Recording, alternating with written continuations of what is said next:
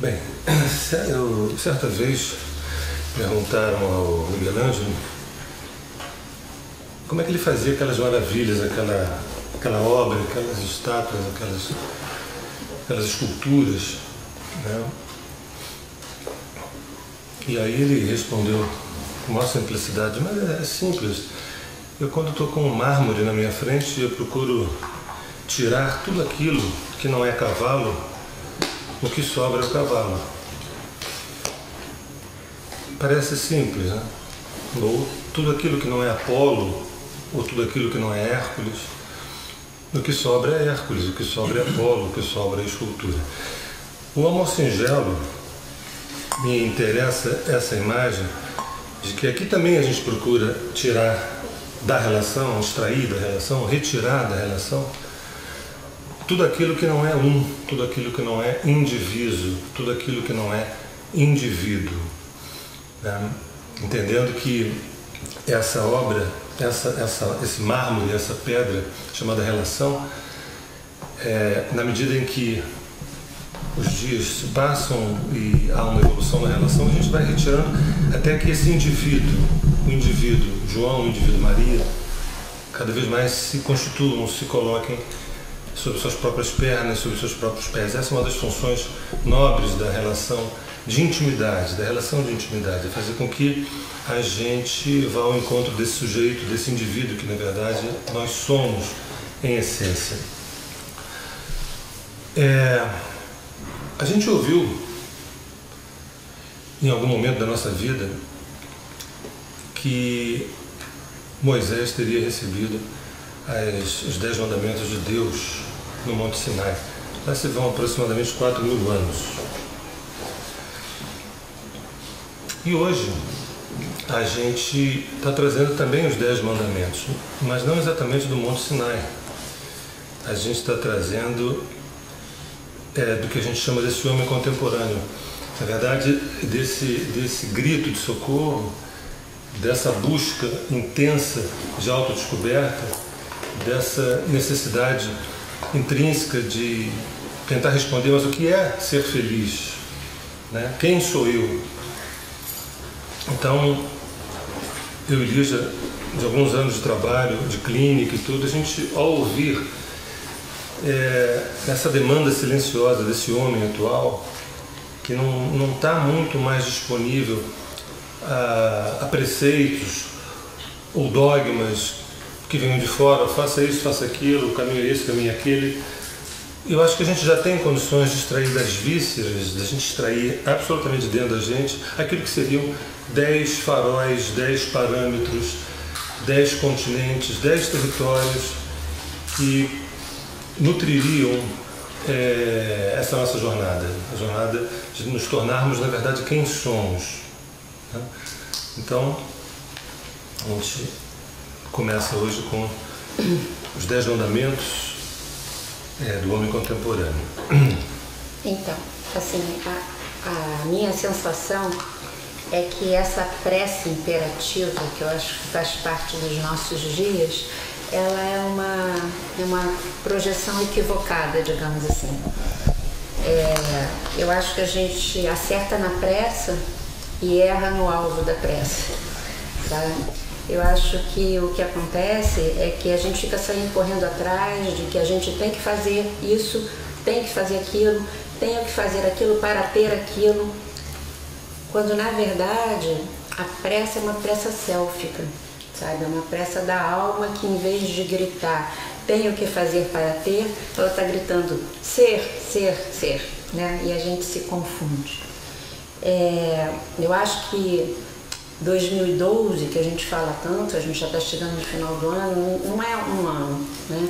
Eu acho que é um período na história da humanidade que, de certa maneira, a gente vem sendo estimulado para acelerar esse nosso processo da gente ser a gente mesmo.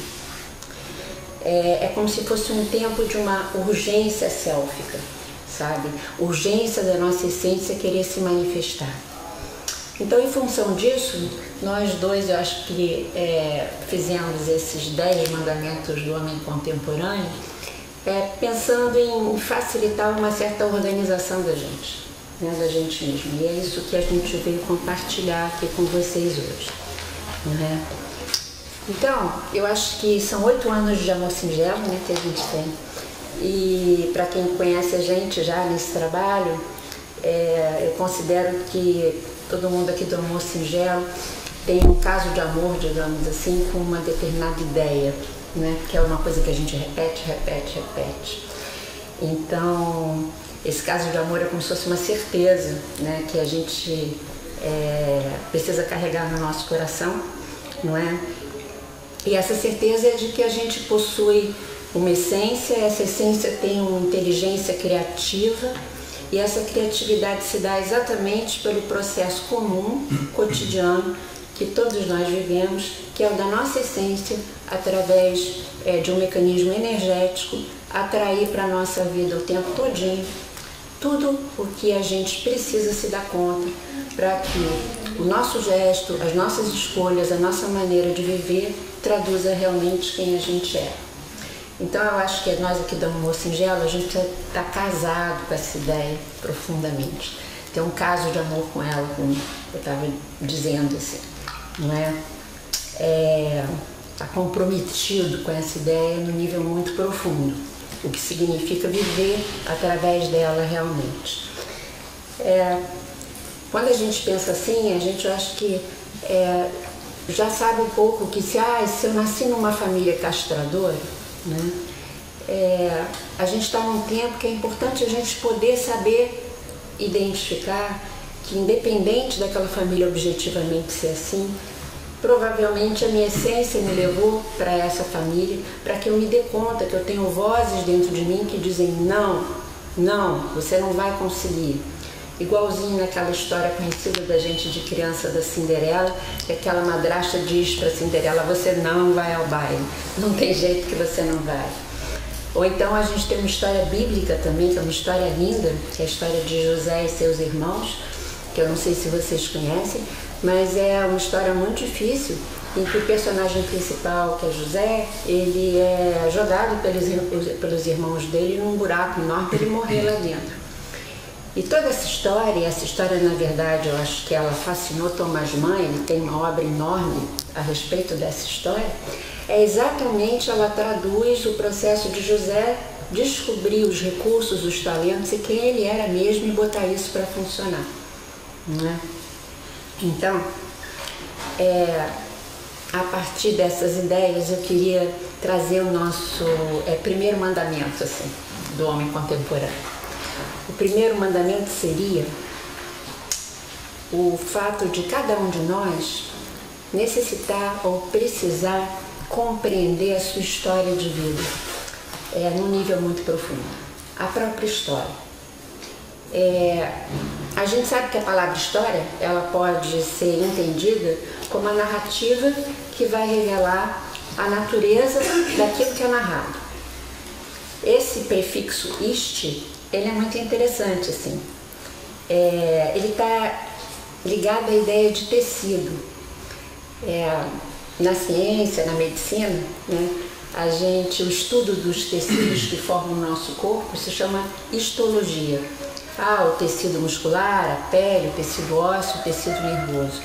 E é aquela ideia de que uma coisa unitária, que é a célula, né, se fossem os fios, se junta com outras coisas e acaba formando um tecido. Esses tecidos se reagrupam e formam um órgão, e os órgãos se juntam e vão formar um organismo inteiro, um todo muito maior. Isso eu acho que é aquela coisa maravilhosa de como é que a vida se repete o tempo todo, inclusive no nosso corpo, não é? Então, voltando aqui para a nossa história, que é o que pode nos dar muitas pistas preciosas, eu acho que a gente tem duas maneiras da gente se relacionar com a nossa história de vida. Uma é aquela habitual, que eu acho que a gente conhece. Minha história me fez assim, eu sou assim por causa da minha história, e ponto final. E claro que essa maneira de ver a nossa história tem uma lógica, mas é uma lógica estagnante. A gente fica preso àquilo, tem uma explicação e acabou.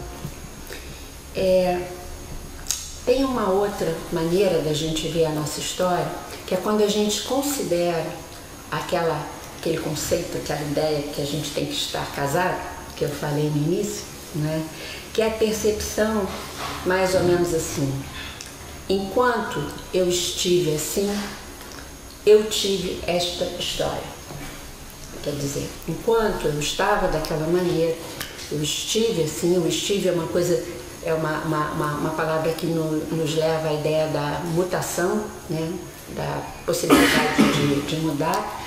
Então, enquanto eu estive assim, a minha história foi essa. Nós somos muito mais do que os padrões que a gente traz dentro, né? E esses padrões que a gente traz nos engessam muitas vezes, nos impedem da nossa essência então se manifestar, né? Por isso, a nossa própria história, se a gente olhá-la com cuidado, ela na verdade ela é uma convocação, sempre é uma convocação. Uma convocação para a gente ir além da própria história. E quando a gente consegue olhar para ela dessa forma, a gente vai poder perceber que a nossa história de vida pessoal, ela tem ali todos os elementos necessários para a gente descobrir aquele ser erótico, eu acho, sensual, que degusta a vida porque sabe que vai ter capacidade de lidar com ela, não é? A gente consegue, na verdade, atravessar o medo da própria potência que nós costumamos carregar dentro da gente. Então, gente, olha só. A integração da nossa história, ela começa a acontecer quando a gente consegue relacionar os sentimentos que a gente teve quando viveu certas coisas.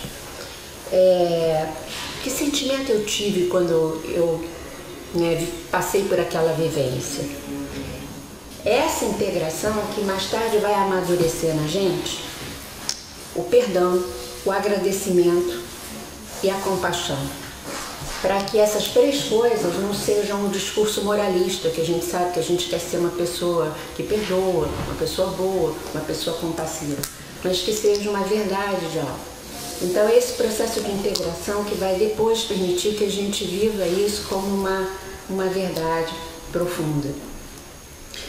Então, eu acho que a minha primeira fala era convidar que a gente sempre se interesse muito pelas nossas histórias de vida. Como é que foi a minha história desde pequena, antes de eu nascer, da minha família, a história dos meus amores, a história dos meus trabalhos e, simultaneamente, a gente tem um interesse pelas histórias das pessoas que nos cercam. Aí, nas histórias, eu acho que está tudo que a gente precisa saber. E tem uma coisa muito poética, muito bonita, né? Existem muitas histórias antigas e de tradição, a gente sabe, volta e meia, a gente conversa sobre elas.